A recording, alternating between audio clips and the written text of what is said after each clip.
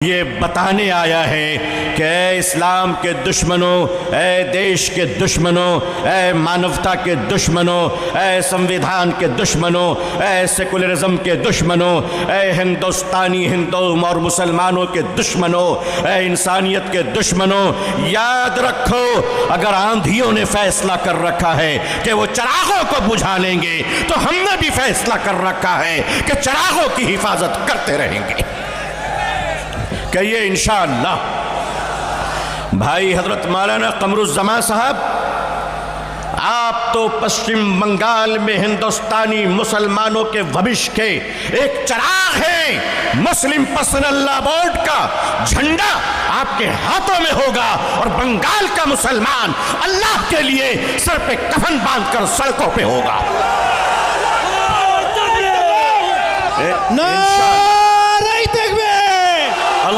All India Muslim personal law board जिंदाबाद। All India Muslim personal law board जिंदाबाद। मैं बहुत छोटा आदमी हूं, लेकिन याद रखना बांगाली माने भद्रोता, बांगाली माने भद्रोता। जो लोग फिल्मों के पर्दों में नाचकर नकली शेर बनते हैं, उन नकली शेरों को और फिल्मों के बूढ़े हीरो को बंगाल में बता दो कि तुम कहते हो कि 30% मुसलमानों को काट कर नदी में फेंक देंगे। अरे जनाब, कल जब उत्तर प्रदेश के परसों झांसी के बच्चों के हॉस्पिटल में आग लगती है, मासूम बच्चे मारे जाते हैं, हिंदू भाई के बच्चे, मुसलमान भाई के बच्चे, मैं उस पर दुख प्रकाश करता हूं, उस पर संवेदना पेश करता हूं। मुझे दुख है, मगर बताना चाहता हूं कि उन बच्चों को बचाने वाला याकूब मंसूरी था, मिथुन चक्रवर्ती नहीं था। ये नकली लोग आज भारत को विभाजन कर रहे हैं। ये जो मजमा है, ये जो मजलिस है, ये जो भीड़ है, ये बताने आई है कि ऐ हमारे आर्मी जवान, ऐ हमारी फौज, सरहदों की तुम हिफाजत करो। अगर चाइना और पाकिस्तान से अगर कोई लड़ने भारत आएगा, तुम्हें हमारी जरूरत पड़ जाए तो ऐ भारत की सेना, हमें आवाज देना। हिंदुस्तानी मुसलमान सर पे कफन बांधकर चाइना से भी लड़ेगा। हम अपने देश की भी रक्षा करेंगे, हम अपने भारत की भी रक्षा करेंगे, इस्लाम की भी रक्षा करेंगे इंशाअल्लाह।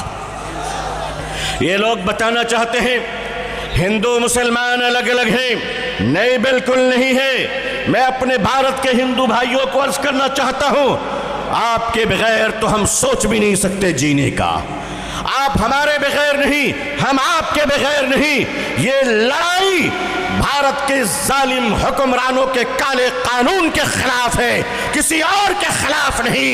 All India Muslim personal law board के मुअज़्ज़ज़ सदर फ़क़ीहुल असर, उम्मत के मुर्शिद व मुरब्बी हजरत मौलाना खालिद सैफुल्लाह रहमानी साहब, all India Muslim personal law board के जनरल सेक्रेटरी मुजद्दिद वक्त हजरत मौलाना शाह फजलुर रहीम मुजद्दिदी साहब दामत बरकातुहुम, मैं अपनी पूरी क़यादत को यकीन दिलाना चाहता हूं कि आप एक बार आवाज तो दीजिएगा।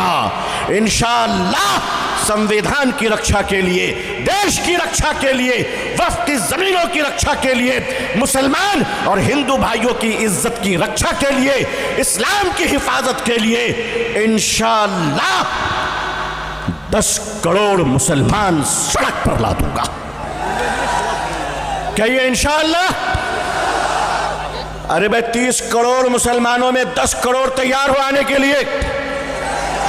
अगर आप सड़क पे आने को तैयार हैं तो भारत के संविधान की रक्षा के लिए हम आपको यकीन दिलाते हैं कि भीमराव अंबेडकर साहब की बनाई हुई संविधान को कोई छेड़ नहीं सकता। बंगाल में और पूरे हिंदुस्तान में जो औकाफ की जमीनें हैं, उन जमीनों की हिफाजत होकर रहेगी। कहिए इंशाअल्लाह। ये बात, बहुत शुक्रिया आप हजरात का।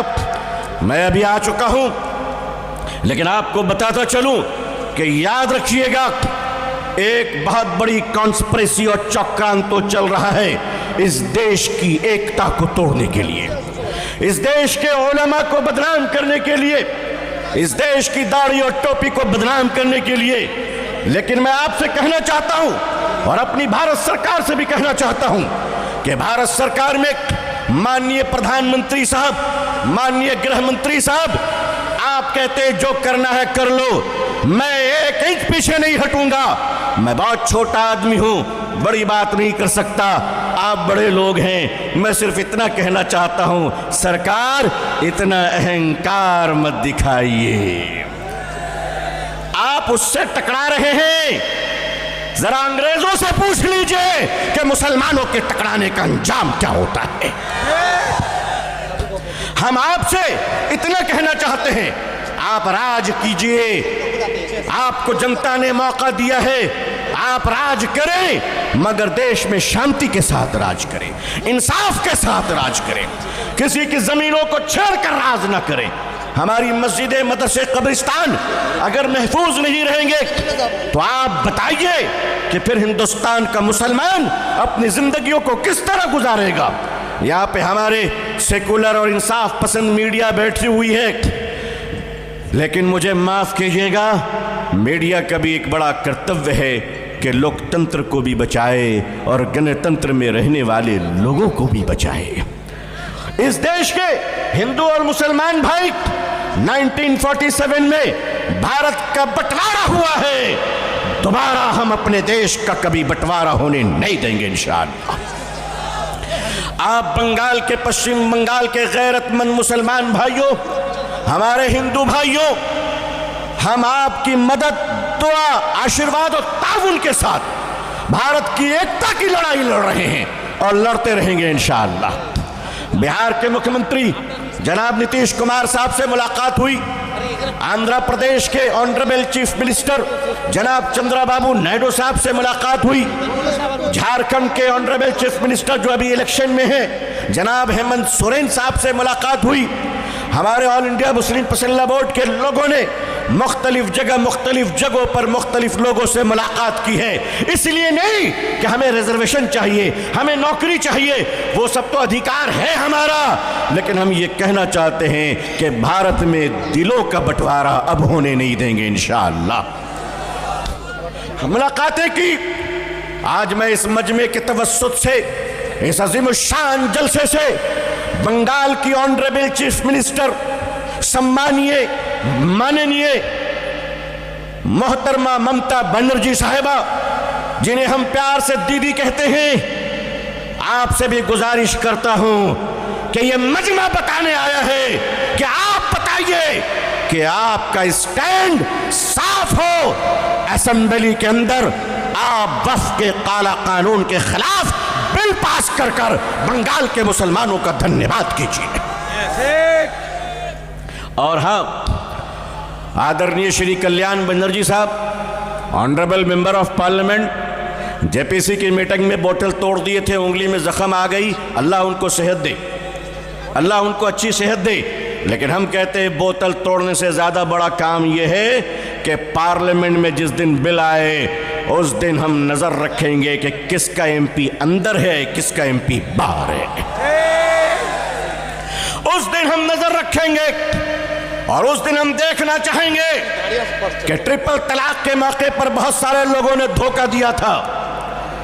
जेपीसी के साथ अंदर और बाहर मैं आशा करता हूं, और बंगाल के जुबो नेता, नौजवान लीडर जनाब अभिषेक बनर्जी साहब से हम गुजारिश करते हैं कि अपने मेंबर ऑफ पार्लियामेंट को आप आदेश दीजिए कि जब वो बिल पार्लियामेंट में आए तो पार्लियामेंट के अंदर खड़े होकर लोकतंत्र की लड़ाई लड़ते हुए संविधान का सर ऊंचा करें।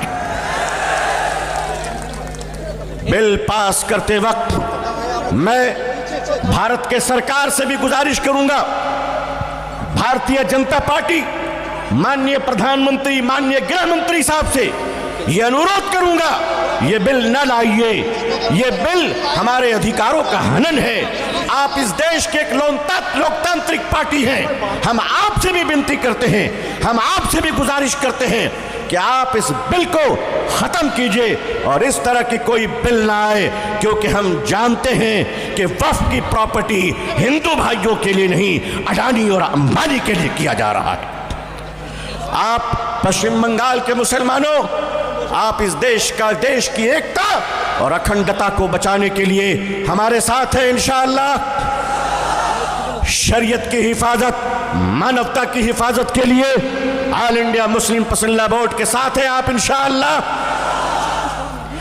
आगे आगामी काले মুসলিম পাসিনলা বোর্ড যখন আহ্বান করবে তখন আপনাদেরকে এক একটি ব্যক্তিকে বাড়ি থেকে বেরিয়ে কলকাতার ব্রিগেড ময়দানকে ভরে দিতে হবে ইনশাআল্লাহ। তৈরি আছেন আপনারা? কথা দিচ্ছেন? আমি ভরসা করে আগে বলে দেব জাযাকুমুল্লাহ। আমার আশা নয়, আপনাদের প্রতি আমার বিশ্বাস রয়েছে আলহামদুলিল্লাহ। দোয়া করবেন। ভাই কামরুজ্জামান ভাই, আপনার অনেক ধন্যবাদ। আপনি গ্রামে গ্রামে গিয়েছেন, পাড়ায় পাড়ায় গিয়েছেন আলহামদুলিল্লাহ। যতদিন পর্যন্ত আমাদের মিল্লাতের মধ্যে, কওমের মধ্যে জনাব ভাই কামরুজ্জামান সাহেব, সরফরাজ আদিল সাহেব, ওমর ওয়াইস সাহেব, আসিফ সাহেব, আমাদের ভাইরা সব, হযরত মাওলানা মুফতি আব্দুল মতিন সাহেব বশিরহাট, আল্লাহু আকবার, কত প্রিয় মানুষ আমাদের হযরত মাওলানা, क्या नाम मौलाना अमान साहब का,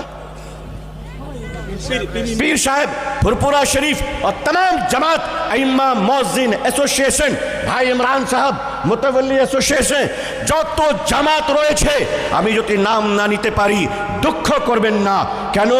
আমি एक तालिब इल्म हूँ, मुझे सबके नाम मालूम नहीं, मुझे अपना छोटा समझकर माफ़ कर देना, मगर याद रखना मैं नाम भूल सकता हूँ, तुम्हारा नाम अल्लाह नहीं भूल सकता।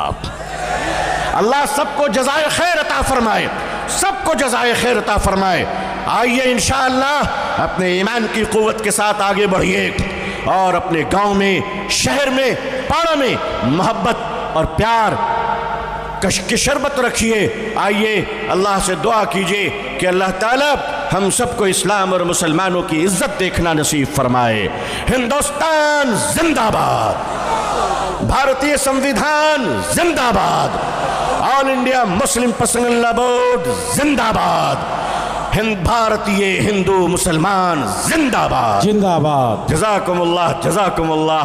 अपनी दुआओं में हमें भी